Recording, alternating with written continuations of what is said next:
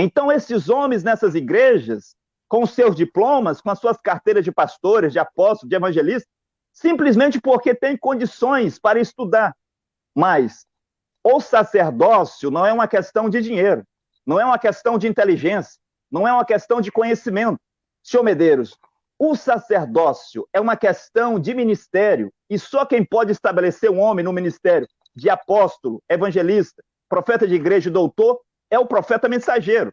Eu vou concluir minha fala dizendo: todos esses sacerdotes que estão nessas igrejas, que não foram estabelecidos por Cacô Filipe, são falsos sacerdotes e são ladrões na colheita de Deus. Tudo o que eles pregam e ensinam é exatamente a teologia. Ok. Senhor Medeiros, o senhor está com a palavra para responder a pergunta do apóstolo, né? Tá bom, eu fui marcando aqui o que ele foi falando, né? Ele disse que Moisés ficou 40 anos no deserto para desaprender de teologia. Qual teologia se não havia teologia? Moisés era criado no Egito, não tem nada a ver uma coisa com outra. Um argumento espantalho, cortina de fumaça. Com relação aos sacerdotes serem contra Jeremias. Como assim? Os sacerdotes eram contra Jeremias? Se Deus mandou o profeta justamente porque o sacerdócio havia se corrompido.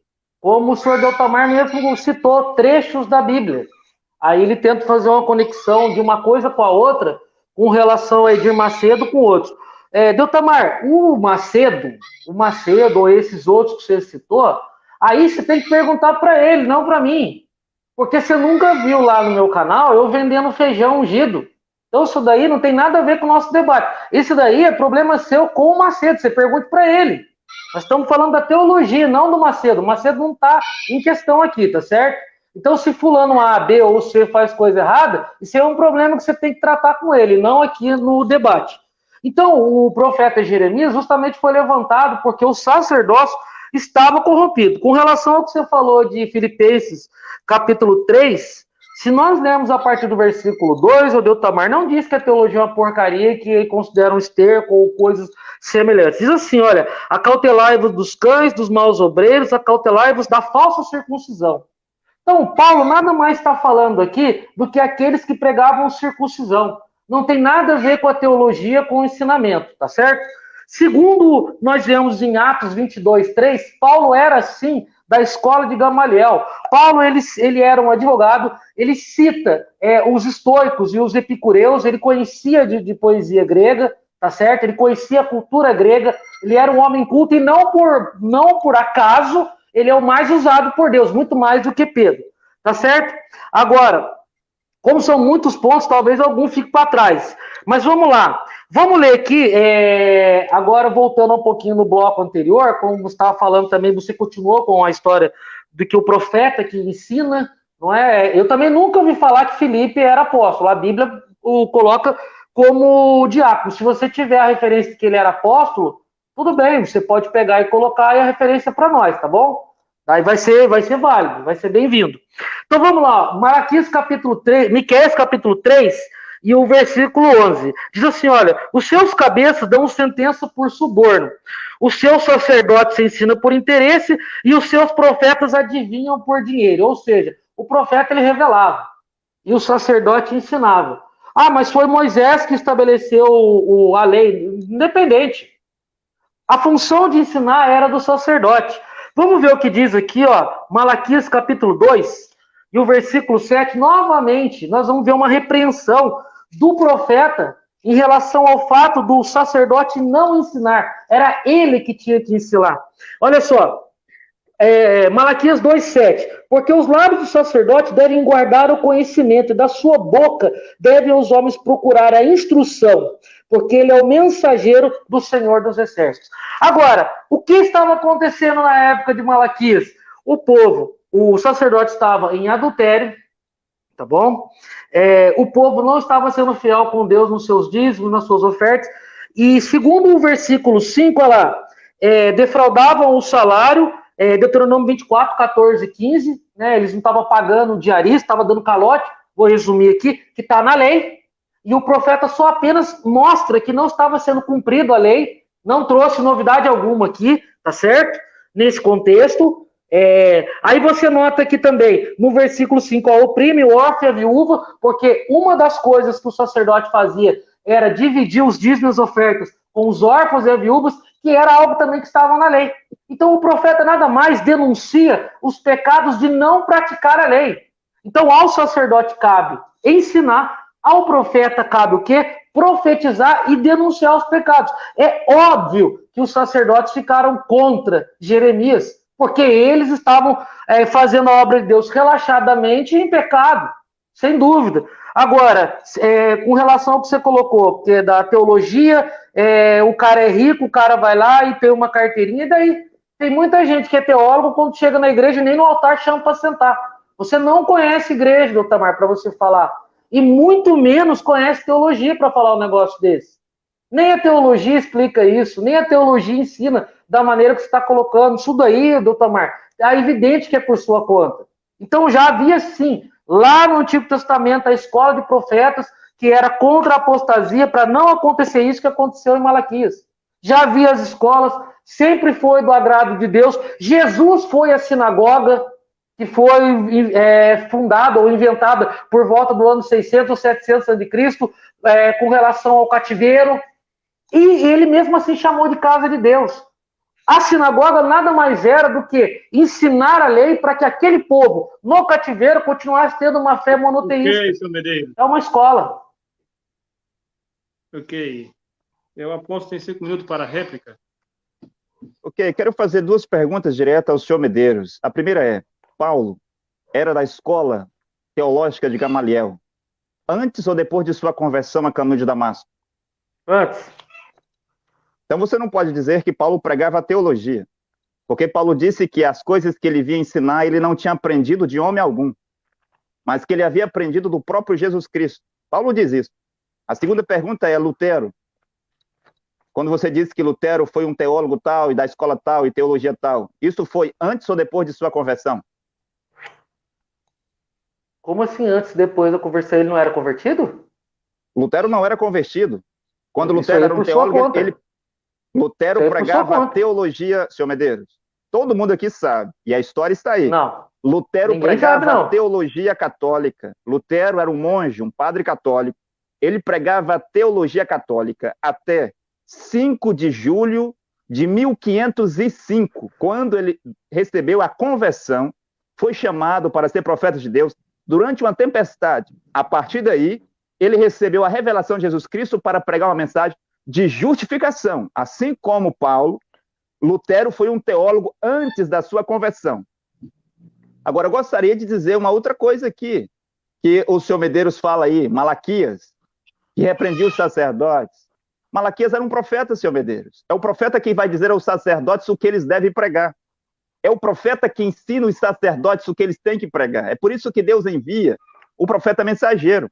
O Arão ficou sem o profeta mensageiro 40 dias e levou o povo à idolatria, ao bezerro de ouro. E toda vez, olhe na sua Bíblia, toda vez que não havia um profeta mensageiro na terra, é dito que o povo não conhecia Deus. Quando Oséias chegou, Oséias 4:6, Oséias 6, versículo 4, é dito que o povo não conhecia Deus.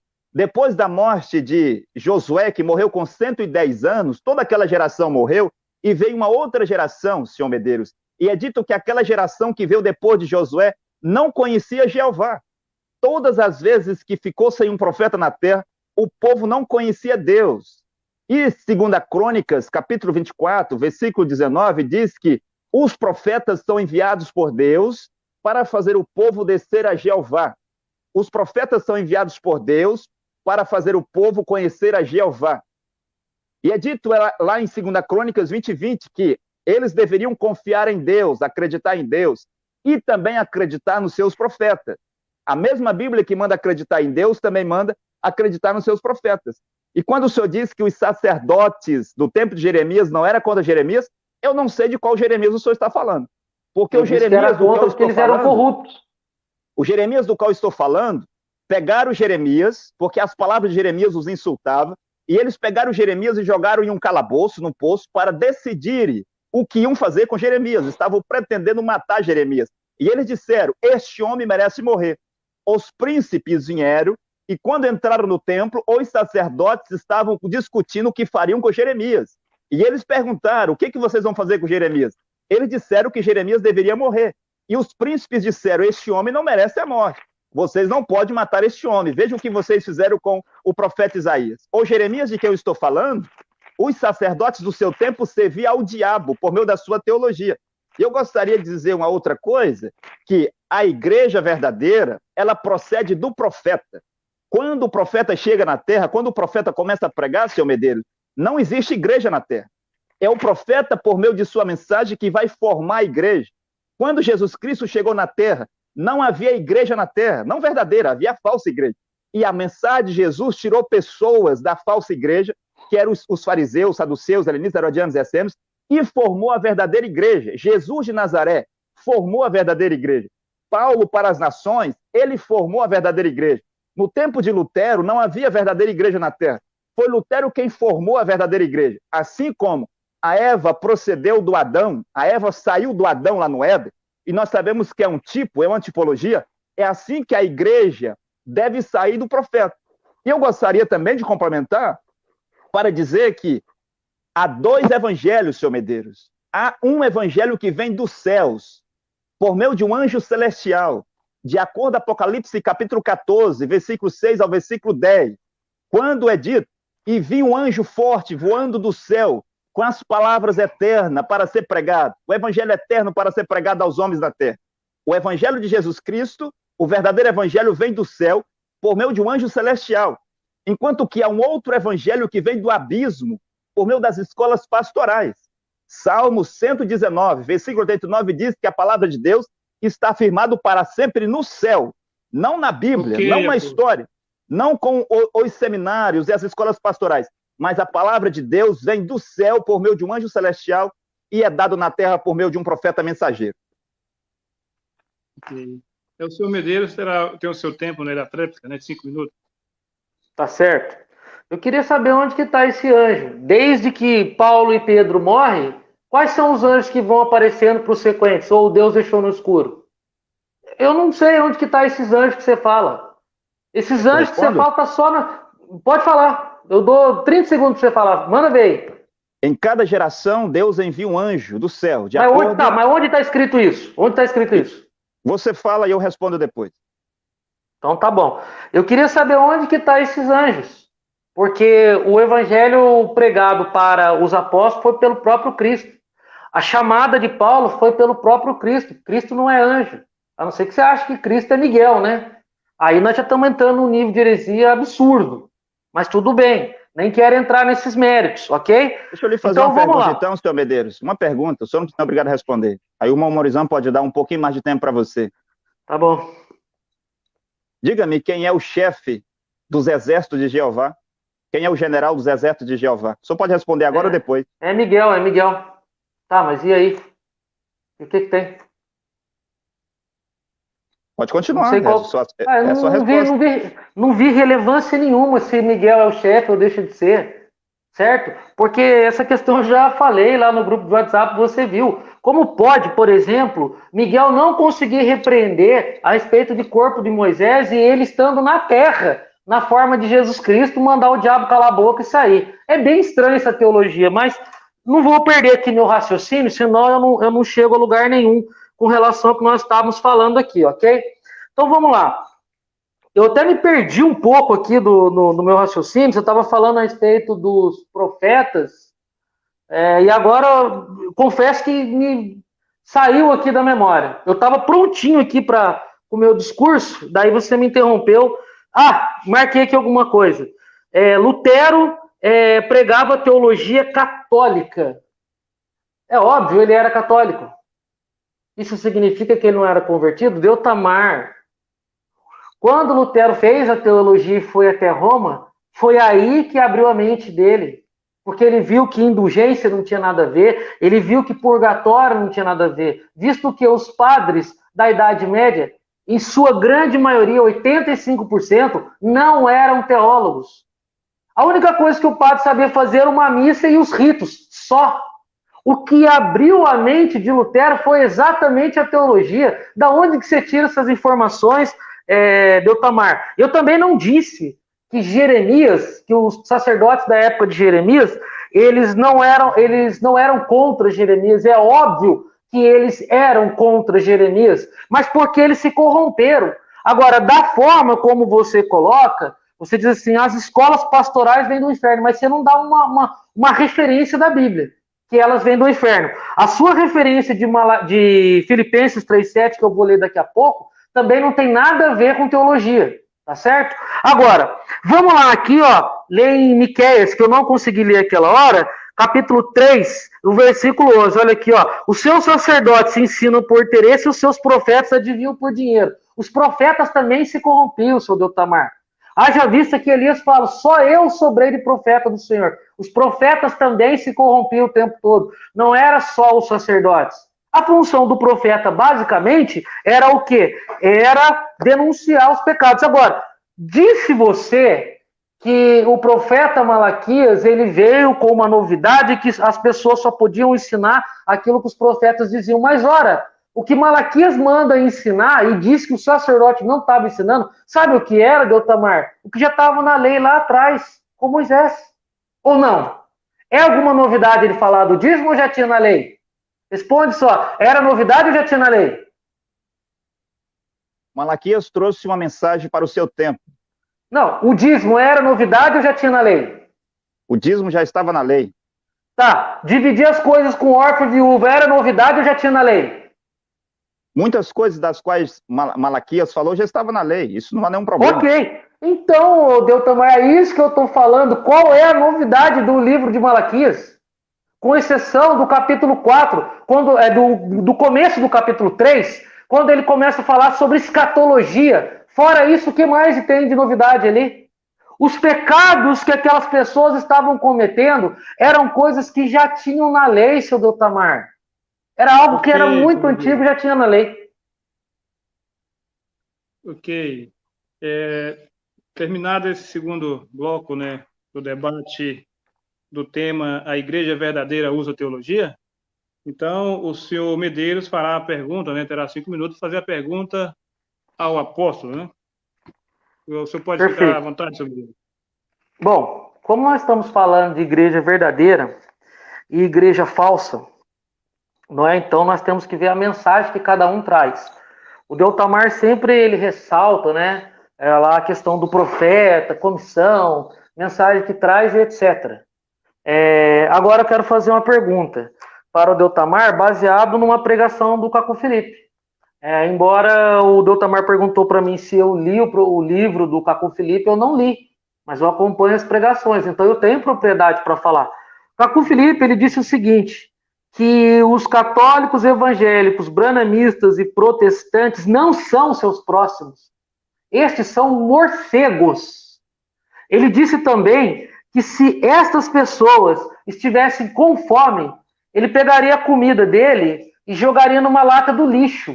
E ainda assim, Deus não teria ele pelo culpado. Pelo contrário, esses morcegos, e até vou fazer um acréscimo, acho que o Deltamar gostou lá do Lutero chamar o Papa de piolho, e nesse caso até eu concordo com o Lutero, porque aquilo era um parasita mesmo, tá certo? O que eu acho estranho, sabe o que é? É o amor ao próximo, onde que fica aí, Deltamar? Visto que no Antigo Testamento, já se praticava a caridade. Eu tenho um estudo no meu canal mostrando que a escravidão da Bíblia não tinha nada a ver com a escravidão dos portugueses, mas absolutamente nada.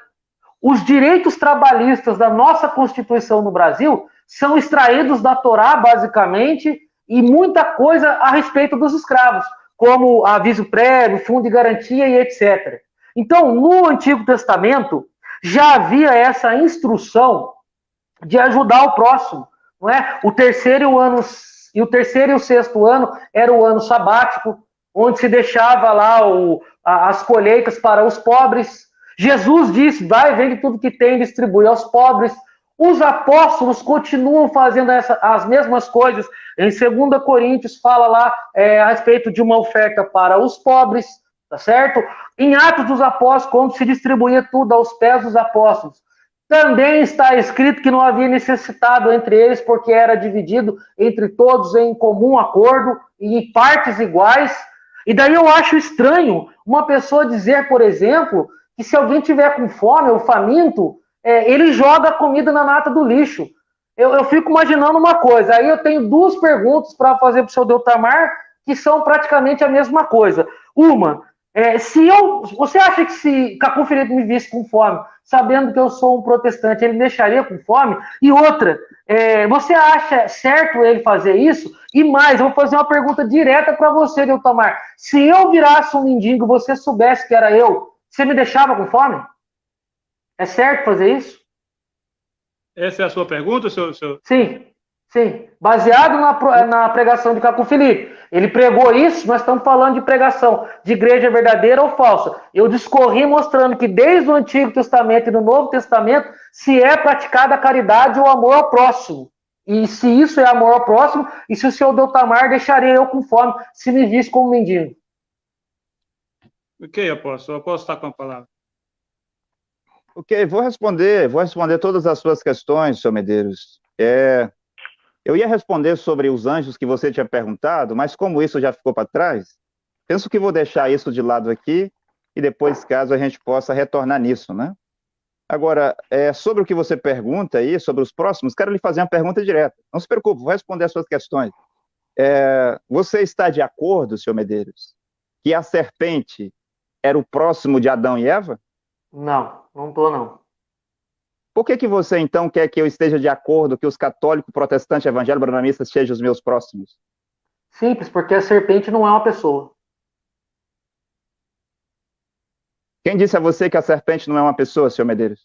Na Bíblia está dizendo que era uma cobra. Se é outra coisa, eu não sei. Mas se fosse uma pessoa... A Bíblia não... Senhor Medeiros, a Bíblia não diz isso, senhor Medeiros. Diz que era uma serpente. Que estamos assistindo... Sim, mas serpente não é propriamente uma cobra. Foi Deus que disse então? Que era uma serpente, né?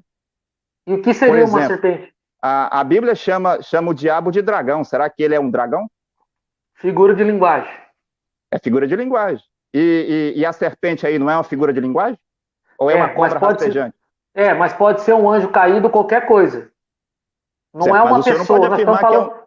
O senhor não pode afirmar que era uma cobra, mas o senhor está de acordo que a serpente, que era um animal, deixar isso claro aqui, que era um animal semelhante a Adão. O Adão era como um homem doméstico, a serpente era como um homem selvagem. E agora, dizer que ele era uma cobra só porque Deus o chama de animal, na segunda série nós aprendemos que o homem também é um animal racional, um animal que pensa, um animal que raciocina. E eu lhe pergunto, a serpente no Éden não raciocinava? Ela não pensava? Ela não tinha consciência de si mesma e consciência de Adão, consciência de Eva? Até conversava, perguntava e respondia a Eva. A Bíblia diz que ela andava como homem, conversava, tinha braços, tinha pés. Gênesis 3, versículo 15, Deus disse, agora porque tu fizeste isso, maldita serás, e pó comerás, e tu rastejarás todos os dias da tua vida. Depois do pecado, senhor Medeiros, é que vem a maldição sobre a serpente.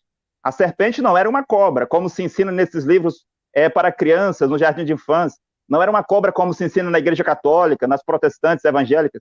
A serpente era um animal, era o semelhante de Adão, e foi o adultério, o fruto proibido, era o ato sexual, e daí que vem Caim.